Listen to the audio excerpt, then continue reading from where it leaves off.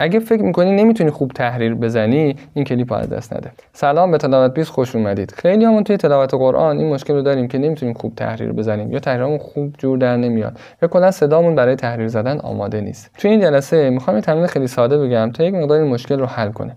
یکی از مشکلات اصلی ما برای تحریر زدن اینه که صدامون آماده نیست و صدامون قابلیت تحریر زدن نداره و اصلا تربیت نشده برای اینکه بتونه تحریر بزنه.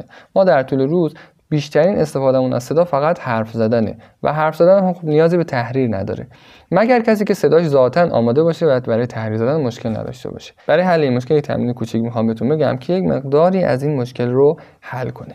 این تمرین رو به طور روزانه باید انجام بدین و تا جایی که ممکنه اون رو به شکل خوب و مرتب از آب در بیارین. حالا تمرین چیه؟ از کف صدا شروع کنید. روی هر درجه مثلا 10-15 ثانیه بمونید و روی اون درجه ضربه بزنید. یعنی چی؟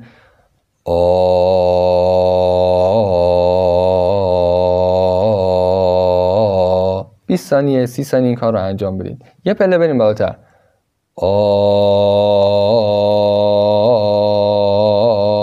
بریم بالاتر.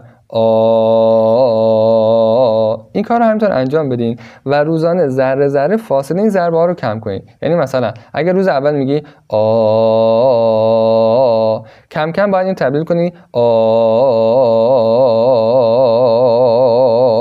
باید این ضربه ها فاصلش با هم کم بشه تا یه مقداری صدات برای تحریر زدن توی ابتدای مسیر آماده بشه. این تمرین روزانه انجام بدید. 1 ماه 2 ماه تأثیرش رو انشالله خواهید دید. موفق باشید. یا